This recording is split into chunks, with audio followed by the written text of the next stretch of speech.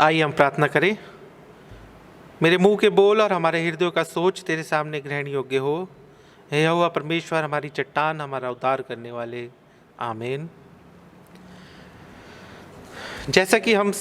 जानते हैं और हमने देखा कि पिछले हफ्तों में हम मरकुस का जो सुसमाचार है उसका अध्ययन कर रहे हैं। उन जो भी हमारे अभी पैसेज आए लास्ट कुछ हफ्तों से हम देख रहे कि वो सारे मरकुस के सुसमाचार से हमने देखा।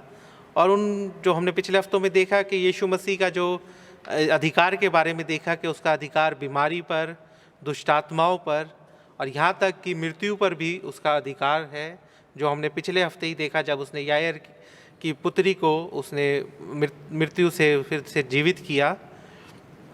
तो जब ये काम यीशु मसीह कर रहा था, और हम ये भी देखते हैं वचन में कि भीड़ की भीड़ उसके पीछे जाती थी और जो भी वो कार्य करता था लोग उस पर चकित होते थे और वो इस बात पे चकित होते थे कि वो किस अधिकार के साथ उनको शिक्षा देता है, वो किस अधिकार के साथ बीमारों को चंगा करता है, अधिकार के साथ वो दुष्ट आत्माओं को निकालता है, और यही अधिकार के साथ उसने उस यायर की पुत्री को जीवित किया। तो ये सारे अधिकार से जब वो कार्य करता था तो जो लोग उसके पीछे आते थे वो इस बात से चकित होते थे। और एक समय तो ऐसा भी आया जो हमने पिछले दिनों में देखा, हफ्तों में देखा, कि यहाँ तक कि उसके चेले भी चकित हुए उसके इस काम से और एक दूसरे की तरफ मुड़कर देखा फिर ये कौन है। और ये घटना जब हुई थी जब यीशु मसीह ने तूफान को शांत किया था, तो चेले तक उसके इस अधिकार को देखकर चकित रह गए और वो एक दूसरे से पूछते हैं कि ये कौन है। और आज हम जो हमारा पैसेज है, जो हम छठे अध्याय में आए हैं, और आज का जो पैसेज है वहाँ हम देखते हैं कि यहाँ पे भी जब वो अपने देश लौटा, अपने गृह नगर लौटा, तो वहाँ भी लोग चकित हुए, लेकिन जो वो चकित हुए थे उसकी जो प्रतिक्रिया थी वो एकदम अलग थी। तो हम पहली आयत में देखते हैं, वहाँ लिखा है, वहाँ से निकलकर वह अपने देश में आया और उसके चेले भी उसके पीछे गए। तो अपने देश में आया, यहाँ पे हमें देश का नाम मरकुस ने नहीं बताया, लेकिन हम जानते हैं जो उसका गृह नगर था या जो उसका देश था वो यरूशलेम था, नाजरत था। और वो नाजरत में आया और क्योंकि उसका पूरा बचपन वहीं पे बीता और वो वहीं पे बड़ा हुआ,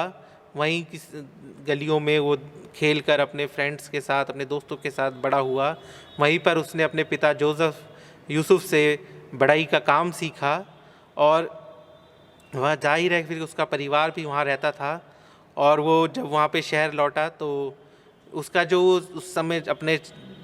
देश या नगर में लौटने का जो एक्सपीरियंस था वो इतना खुशहाल नहीं था, जो हम आगे देखते हैं। और हम ये देखते हैं कि जो ये यीशु मसीह का नासरत में लौटने का या वहाँ आने का जो वाक़या है वो मरकुस के सुसमाचार में हमें एक ही जगह मिलता है कि यीशु मसीह वहाँ पे लौटा। और उसके बाद हम देखते हैं उसके आगे दूसरी और तीसरी आयत में वहाँ लिखा है, सबत के दिन वह आराधनालय में उपदेश करने लगा और बहुत से लोग सुनकर चकित हुए और कहने लगे, इसको ये बातें कहाँ से आ गईं? ये कौन सा ज्ञान है जो उसको दिया गया है? कैसे सामर्थ्य काम इसके हाथों में से प्रकट होते हैं? क्या ये वह बड़ाई नहीं जो मरियम का पुत्र और याकूब, योसेस और यहूदा और शमौन का भाई है? क्या उसकी बहनें यहाँ हमारे बीच में नहीं रहती? इसलिए उन्होंने उसके विषय में ठोकर खाई। तो हम यहाँ देखते हैं दूसरी और तीसरी आयत में कि जो लोग हैं वो चकित हुए। और हम देखते हैं कि जो मरकुस अपने चरित्र के अनुसार वो हमें ज़्यादा डिटेल्स नहीं दी कि यीशु मसीह वहाँ पे उस अपने नगर में क्यों आया था, वो कितने दिन वहाँ पे रहा और क्या वो अपने परिवार से मिलने के लिए गया। क्योंकि अगर हम पहले देखें मरकुस की 3 अध्याय में और 20-21 में, तो वहाँ पे हम पढ़ाते हैं कि उसका कफरनहूम में उसके परिवार के लोग आए और उसको वो अपने साथ ले जाना चाहते थे, लेकिन वो कामयाब नहीं हुए। तो यहाँ पे जब यीशु मसीह अपने नगर में आया तो क्या वो अपने परिवार से मिला, अपने घर गया? ये सारी बातें हमें मरकुस ने हमें नहीं बताई हैं। लेकिन हम ये देखते हैं कि यीशु मसीह जब आया तो उसने सबत का या तो इंतज़ार किया, सबत के दिन का, या सबत के दिन ही वहाँ पे आया और वो आके वहाँ पे आराधनालय में गया। और आराधनालय में जाकर उसने उपदेश दिया। और जब वो उपदेश देता था तो जो लोग वहाँ पे आराधनालय में थे मौजूद, उनको वो चकित हो गए, उनको आश्चर्य हुआ कि वो किस अधिकार के साथ, कैसे अधिकार के साथ वो वचन बताता है, उपदेश करता है, या जो काम वो करता है कैसे अधिकार के साथ। तो इस समय हम देखते हैं कि जो ये लोगों का जो रिस्पॉन्स जो यीशु मसीह के प्रति होता था वो इस बार अलग है। पहले लोग ये चकित होते थे, उसके काम देख के चकित होते थे, और वो, लेकिन यहाँ पे लोग इसलिए चकित हैं कि वो ये काम कैसे कर रहा है। वो ये उसके उस अधिकार के बारे में देखते हैं कि वो कैसे कर रहा है या क्यों कर रहा है। और जो लोग यहाँ पे हम देखते हैं कि वो यहाँ पे एक सीरीज़ ऑफ क्वेश्चंस, एक यहाँ पे बहुत सारे जो प्रश्न हैं उन एक के बाद एक उनके मन में आए या उन्होंने पूछे। तो जो सबसे पहली चीज़ उनके जो सवाल वहाँ पे हम देखते हैं जो लोगों ने किया वो ये है, ये बातें कहाँ से आई, ये कौन सा ज्ञान है जो उसको दिया गया, कैसे सामर्थ्य के काम इसके हाथों में प्रकट हुए। तो यहाँ देखते हैं कि और क्या वह बड़ाई नहीं। तो वो क्वेश्चन आता है कि इसको ये बातें कहाँ से आ गई, वो कैसे, जो यीशु मसीह है वो कैसे ये सब काम कर रहा है, उसको किसने सिखाया, वो तो एक बड़ाई है। और जब वो यीशु मसीह जब वो आगे अपनी मिनिस्ट्री के लिए निकले थे, अपनी सेवकाई के लिए निकले, तो उससे पहले हमें ये पता लगता है यहाँ पे कि वो बड़ाई का काम करते थे, क्योंकि वहाँ के जो लोग थे, जो उसके गांव के लोग थे, जो उसके घर के आसपास के लोग थे, जो आराधनालय में मौजूद थे, वो ये जानते थे कि वह बड़ाई का काम करता था। तो यहाँ से हमें पता लगता है कि अपनी मिनिस्ट्री शुरू से करने से पहले यीशु मसीह बड़ाई का काम करते थे। और वो ये भी देखते हैं कि ये तो ना किसी रब्बी के अधीन रहा, ना इसने उससे किसी से ट्रेनिंग ली, ना ये किसी के पास शिक्षा के लिए गया, और उसने जो ट्रेनिंग ली थी वो केवल अपने पिता से ली होगी जो एक बड़ाई का काम करते थे। और लेकिन अपने शुरुआती सालों में जो उनका यीशु मसीह का हम कह सकते हैं कि प्रोफेशन था, तो वो लोग आश्चर्य हुए कि ये जो काम यीशु मसीह उपदेश दे रहा है, या जो उन्होंने पीछे से सुना होगा, क्योंकि वो जो यीशु मसीह कार्य करता था वो पूरे एरिया में फैल गया था, तो वहाँ पे भी ये न्यूज़ आती होगी कि यीशु मसीह ने क्या क्या चमत्कार के काम कर रहा है, कैसे बीमारों को चंगाई दे रहा है, दुष्ट आत्माओं को निकाल रहा है, और रोगियों को चंगाई दे रहा है। तो ये सारी खबर उनको होगी, और वो यही सोचने लगे कि ये सारे काम वो कैसे कर रहा है, उसके पास ये कहाँ से अधिकार आया, या ये सामर्थ्य कहाँ से आई जो वो काम वो करता है। फिर दूसरा क्वेश्चन हम देखते हैं, वो कहते हैं क्या ये मरियम का पुत्र नहीं, यानी कि वो जानते थे कि ये मरियम का पुत्र है। और यहाँ से हम ये भी हम अंदाज़ा लगा सकते हैं कि हो सकता है कि जो यूसुफ था उनकी मृत्यु काफ़ी समय पहले हो गई होगी, और लोग जो थे वो इसलिए यीशु मसीह को मरियम के बेटे के रूप में ज़्यादा जानते थे। फिर वो कहते हैं, जो तीसरा क्वेश्चन हम देखते हैं कि वो उसके भाइयों के बारे में कहते हैं, क्या ये याकूब, यसेस, यहूदा, शमौन का भाई है, क्या उसकी बहनें हमारे बीच में नहीं रहती। तो यहाँ पे हमें ये पता लगता है कि उनकी बातों से कि वो जानते थे कि उसकी माँ कौन है, वो जानते थे कि उसकी भाई कौन है, बहन कौन है, और वो उसके बारे में हम देखते हैं कि वो हर चीज़ जानते हैं। जो आज हम अपने कॉन्टेक्स्ट में देखें तो अगर हमारे आस पड़ोस में ज़्यादातर लोग ये जानते हैं कि कौन किसका पुत्र है, कौन क्या करता है, कौन कैसे जीवन में क्या क्या उसके जीवन में हुआ है, तो ऐसे ही वो लोग भी उसके बारे में, यीशु के बारे में जानते थे। और इसीलिए उन्होंने यीशु मसीह के ऊपर ये उनके जो प्रश्न थे वो यीशु मसीह के लिए उनके मन में आए, और उन्होंने इसकी जो शिक्षा थी, जो उसके काम सामर्थ्य के काम थे, उनके प्रति उन्होंने सवाल उठाया कि वो कैसे ये काम कर लेता है, या कैसे वो इसके अंदर ये सामर्थ्य आई। और यहीं आगे हम फिर आखिरी में हम पढ़ते हैं, वहाँ लिखा है इसीलिए उन्होंने उसके विषय में ठोकर खाई। तो वो जो यीशु मसीह के प्रति के विषय में जो उनकी ठोकर खाई, वो इस कारण से हो सकती है क्योंकि वो उसके काम और उसके वचन को तो जानते थे, लेकिन उन लोगों ने उसके ऊपर ध्यान नहीं दिया, और यही कारण था कि उन्होंने यीशु मसीह के प्रति ठोकर खाई। और क्योंकि वो यीशु मसीह, उनके मन में ये था कि अरे हम तो इससे परिचित हैं, हम इसको जानते हैं, ये कौन है, ये कहाँ रहता है, इसने क्या क्या इसके जीवन में हुआ, ये तो एक सिर्फ बड़ाई है, और ये इसके परिवार को भी हम जानते हैं, इसके बारे में हम सब कुछ जानते हैं। इसलिए जब यीशु मसीह के जो सामर्थ्य के काम थे, या जो यीशु मसीह उनके सामने उस समय उपदेश दिया, उनका दिमाग उस चीज़ पे नहीं गया। और यही चीज़ आज हमारे बीच में हमारे कई मसीहों की भी यही समस्या है, क्योंकि जब वो वचन को सुनते हैं, वचन को पढ़ते हैं, तो उनके दिमाग में ये आ जाता है ये तो हम जानते हैं, ये तो हम बहुत सुना है, और बाइबल को तो हमने पूरा रट लिया है। कईयों से हमें ये सुनने को मिलता है बाइबल के में एक एक चीज़ को हम जानते हैं। तो ये कारण होता है कि कई बार हम लोग कंप्लेसेंट हो जाते हैं और हम ये सोचते हैं कि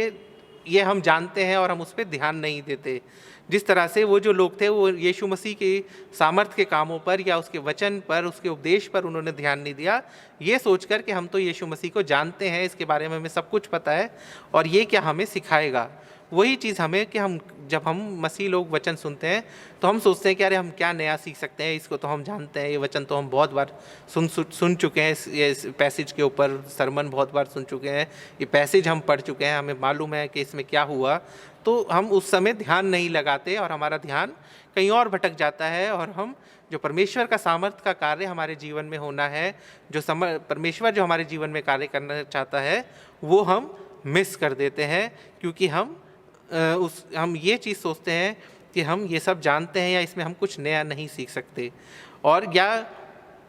सामने वाले को देखकर कई बार हम सोचते हैं कि यह हमें क्या सिखाएगा, हमें तो पहले से मालूम है, और हम उस सामने वाले की बात पर ध्यान नहीं देते और अपने विचारों में हम डूबे रहते हैं। फिर दूसरी चीज़ हम जो देखते हैं चौथी से छठी आयत में, वहाँ पे हम देखते हैं कि यीशु मसीह वहाँ पे चकित होते हैं। पहले लोग चकित हुए उसके सामर्थ्य के काम या उसके उपदेशों को सुनकर, और अब यीशु मसीह चकित हो रहे हैं। 4 से 6 आयत में जब हम देखते हैं तो वहाँ लिखा है, यीशु ने उनसे कहा, भविष्यवक्ता का अपने देश और अपने कुटुंब और अपने घर को छोड़ और कहीं भी निरादर नहीं होता। वहाँ वह कोई सामर्थ्य के काम न कर सका, केवल थोड़े से बीमारों पर हाथ रखकर उन्हें चंगा किया, और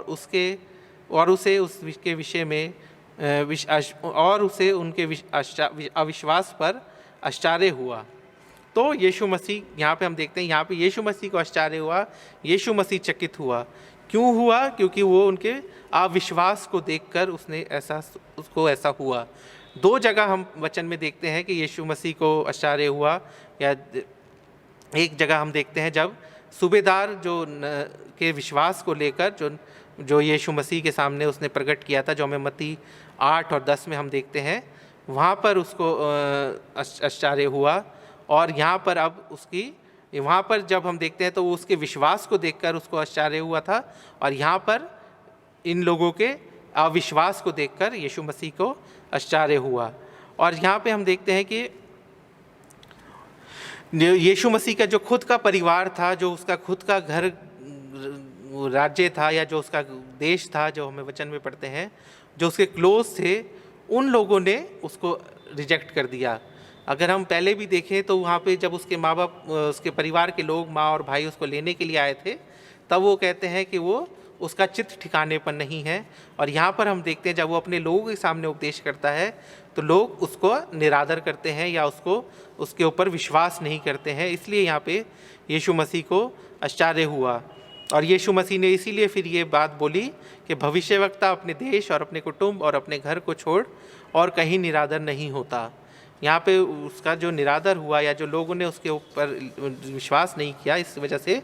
यीशु मसीह ने इस बात के लिए उन्होंने ये बात बोली। और फिर वो वहाँ पे और कोई सामर्थ्य के काम नहीं कर सका, और उसने थोड़े से बीमारों पर हाथ रखकर उन्हें चंगा किया। वो इसलिए भी हुआ कि जब लोग उस पर विश्वास नहीं कर रहे थे, उसको इम्पोर्टेंस नहीं दे रहे थे, या उसकी जो सीरियसनेस थी वो नहीं लिया उन्होंने, तो उसके पास बीमार लोग भी कम आए। लेकिन जो आए उनको यीशु मसीह ने उनके ऊपर हाथ रखकर उनको चंगाई दी और उनको चंगा किया। लेकिन यहाँ पे हमें इस वर्ष से ये हमें मिसअंडरस्टैंडिंग नहीं होनी चाहिए कि यीशु मसीह नहीं कर पाया। यीशु मसीह कर सकता था, उसके अंदर सामर्थ्य थी, लेकिन उनके अविश्वास के कारण वो उनको जो बीमार थे उनको वो चंगाई नहीं दे पाया, या कोई उनके सामने आश्चर्य कर्म नहीं कर पाया। तो जब हम इस पैसेज में देखते हैं कि यीशु मसीह जो अपने देश में या अपने घर में जिसका निरादर हुआ और वहाँ पे वो आश्चर्य कर्म नहीं कर पाया, तो वही चीज़ आज हम अगर अपने कॉन्टेक्स्ट में देखें या अपने अपनी कलीसियाई रूप में देखें तो हमारे चर्च में भी, हमारे कलीसिया में भी, या हम लोगों के बीच में, मसीह लोगों के बीच में बहुत सी बार ये हो जाता है कि हम जो हमारा विश्वास है वो थोड़ा ढीला पड़ जाता है, क्योंकि हम चर्च तो आते हैं, हम अटेंड करते हैं, चाहे अभी हम जूम के माध्यम से अटेंड कर रहे हैं, लेकिन हम कई बार उस चीज़ को ग्रांटेड ले लेते हैं या ये सोचते हैं कि हम मसीह हैं, संडे है, चर्च आए हैं, बच्चों को चर्च लाना है, लेकिन वो जो हमारे अंदर जो बाइबल के प्रति या वचन के प्रति जो नीरसता होती है, क्योंकि हमें ये लगता है कि हम ये सब जानते हैं और हम ध्यान नहीं लगाते, हम ध्यान से नहीं सुनते, या हम उस चीज़ को अपने जीवन में इम्प्लीमेंट नहीं करते, क्योंकि हमें लगता है कि ये तो मैं जानता हूँ और इसको तो मुझे पता है, तो मैं इसके ऊपर चल सकता हूँ या मैं चल सकती हूँ, तो हम उन चीज़ों पे ध्यान नहीं लगाते और हम उस वचन में उसमें वचन में हम मजबूत नहीं हो पाते, क्योंकि हम ये सोचते हैं कि हमें मालूम है। लेकिन परमेश्वर ये चाहता है कि हम अपना मन हर समय उसके प्रति लगाएं, और ये हम तभी कर सकते हैं जब हम पवित्र आत्मा की अगुवाई में अपने जीवन को लेके जाएंगे। जो पवित्र आत्मा जो सहायक के रूप में, जो यीशु मसीह ने कहा मैं सहायक के रूप में भेजता हूँ और वो तुम्हारा मार्गदर्शन करेगा, हम उसके मार्गदर्शन में जब हम नहीं चलते तो हमारे अंदर ये कमी आती है, हमारा जीवन जो है वचन के प्रति नीरस हो जाता है, बाइबल के प्रति नीरस हो जाता है, परमेश्वर के प्रति नीरस हो जाता है, और कई बार हमें लगता है हम सब कुछ जानते हैं और हम उसको पर ध्यान नहीं देते हैं। लेकिन अगर हमें उसके लिए हमें अपने से प्रार्थना करनी है कि हमें परमेश्वर हमारी जो पवित्र आत्मा का वरदान या पवित्र आत्मा से हमें फिर से अभिषेक करे, ता हमारे जीवन को फिर से रिवाइव करे, हमारे को फिर से पुनर्जीवित करे, और हमारे अंदर ये मन लेके आए कि हम वचन को और अच्छे से पढ़ने या और अच्छे से समझने के लिए उसको फिर से उसमें मन लगा सके। और ये तभी हो सकता है जब हम पवित्र आत्मा की सामर्थ्य में होकर हम आगे चलते हैं। अगर हमारे अंदर नीरसता है तो इसका मतलब पवित्र आत्मा हमने पवित्र आत्मा की नहीं सुनते हैं या पवित्र आत्मा के सिखाए पर नहीं चल रहे हैं, हम दूसरी तरफ हम जा रहे हैं। शैतान, क्योंकि हमारा शैतान हमसे यही चाहता है कि हम वचन को ना पढ़े, वचन पे ना ध्यान लगाएं। अगर हम चर्च भी आए हैं तो हमारा दिमाग कहीं और लगा रहे, अगर हम जूम पे सर्विस अटेंड कर रहे हैं, हम बैठे तो हैं लेकिन हमारा दिमाग कहीं और है। शैतान हमसे यही चाहता है। लेकिन अगर हम पवित्र आत्मा की सामर्थ्य में होकर बैठेंगे, पवित्र आत्मा की सामर्थ्य या उसकी अगुवाई में होकर वचन को पढ़ेंगे या सुनेंगे, तो हम ज़रूर उसमें और ज़्यादा हमारे अंदर जागृति आएगी और हमारा जो जीवन होगा वो परमेश्वर के भेदों को जानने के लिए हम हमेशा तैयार रहेंगे, और भी ज़्यादा गहराई में वचन की जानने की हम तैयार रहेंगे। फिर हमारे मन में ये नहीं आएगा कि जब हम वचन पढ़ लिया, मैंने 10 बार बाइबल पढ़ ली, कोई बोलता है मैंने 3 बार पढ़ ली, कोई 4 बार, तो हमें लगता है बस बहुत पढ़ ली, अब क्या पढ़ें, अब क्या नया होगा। लेकिन जब हम वचन को पढ़ें, तो अगर हम पवित्र आत्मा की अगुवाई में पढ़ते हैं तो हमेशा हमें कुछ नया उसमें सीखने को मिलता है, हमेशा हमें उसमें नई चीज़ हमें पता लगती है, और फिर हमें लगता है कि अरे मैंने ये पहले पढ़ा था तब तो मेरे दिमाग में ये बात नहीं आई थी। क्योंकि जितना हम परमेश्वर के ज्ञान में जाएंगे, जितना उसकी गहराई में जाएंगे, वो हमारे लिए अच्छा है। क्योंकि हम ये नहीं कह सकते कि मैंने पूरी बाइबल पढ़ ली, पूरी बाइबल समझ ली, मेरे को सब कुछ पता है, या बाइबल में के सारे भेद में जानता हूँ, कोई भी ये नहीं कह सकता। हम जितनी बार बाइबल पढ़ेंगे, जितनी बार वचन को पढ़ेंगे, हमें नया लगेगा, हमें नई चीज़ पता लगेगी, हमारे दिमाग में नया बात आएगी, नए तरीके से हम परमेश्वर को जानेंगे। तो वो चीज़ हमारे अंदर लालसा होनी चाहिए, और वो लालसा जब ही होगी जब हम पवित्र आत्मा को अपने जीवन में कार्य करने देंगे, तो पवित्र आत्मा की अगुवाई में होकर चलेंगे। तो हम सब आज परमेश्वर के सामने अपने आप को देखें, जांचें कि क्या हम पवित्र आत्मा की अगुवाई में चलते हैं, क्या हम वचन को जब सुनते हैं या पढ़ते हैं तो हमें ये नीरसता लगती है कि ये तो पढ़ लिया है, ये तो हम जानते हैं, या जब हम उसको पढ़ते हैं तो हमें हमेशा ऐसा लगता है कि आज मैंने कुछ नया पढ़ा है, कुछ नया सीखा है। चाहे मैंने 5 बार बाइबल पढ़ ली, चाहे मैंने 10 बार बाइबल पढ़ ली, लेकिन अगर मैंने दोबारा उसको पढ़ना शुरू करा तो मुझे वो नई चीज़ लगेगी। तो जब हमें ऐसा लगता है कि नया है, तो इसका मतलब पवित्र आत्मा हमारे जीवन में कार्य कर रहा है, और हमारे अंदर और ज़्यादा वचन को सीखने के लिए और वचन की गहराई में जानने की हमारे अंदर ललक है। और अगर हमें ऐसा लगता है पढ़ते समय कि नहीं ये तो मैं सब जानता हूँ, ये तो मैं पढ़ चुका हूँ, पढ़ के बोर हो गया हूँ, या सुन के बोर हो गए हैं, या बहुत बार सुन लिया है, इसको तो हम स्किप कर सकते हैं, तो वो समय ऐसा होता है तब हमारा मन वचन में नहीं है, हम वचन के मुताबिक अपने जीवन में नहीं चल रहे हैं। तो यही चीज़ जब हम करते हैं तो हम जिस तरह से यीशु जब ज़मीन पर था उसका निरादर हुआ, और आज वो जब आसमान में है तो हम वचन को जब इस तरह से देखते हैं कि हम नीरसता आ गई है, तो हम भी अपने जीवन के द्वारा उसका अनादर करते हैं, हम भी उसको अपने जीवन में वो स्थान नहीं देते हैं जो उसका स्थान होना चाहिए। तो आइए हम प्रार्थना करें परमेश्वर से कि परमेश्वर हमारे जीवन में पवित्र आत्मा से फिर से अभिषेक करे और हमें उसकी अगुवाई दे, ताकि हम वचन को और अच्छे से जान सके। आइए हम प्रार्थना करें। हे सर्वशक्तिमान दयालु परमेश्वर, धन्यवाद करता हूँ आज के इस वचन के लिए। धन्यवाद करता हूँ परमेश्वर कि आपने हमें नई तरीके से आज वचन को हमारे बीच में पेश किया परमेश्वर। उस पर चलने और उसको समझने की हमें सामर्थ्य दीजिए परमेश्वर। और साथ ही साथ परमेश्वर हम सबको अपनी आत्मा की अगुवाई दीजिए, ताकि जब हम वचन को पढ़ते हैं तो हम हमेशा उससे कुछ नया सीखें, हम हमेशा उसमें और आगे बढ़ें और उसकी गहराई में जाएं और वचन के भेदों को जानें और उसी के मुताबिक अपने जीवन को हम तैयार कर सकें। प्रार्थना करता हूँ परमेश्वर कि हम सब के साथ होइए, अपनी पवित्र आत्मा की अगुवाई दीजिए और अपना अनुग्रह हम सब पे बनाए रखिए। प्रार्थना आपके प्यारे बेटे खुदा यीशु मसीह के नाम से मांगते हैं, आमीन।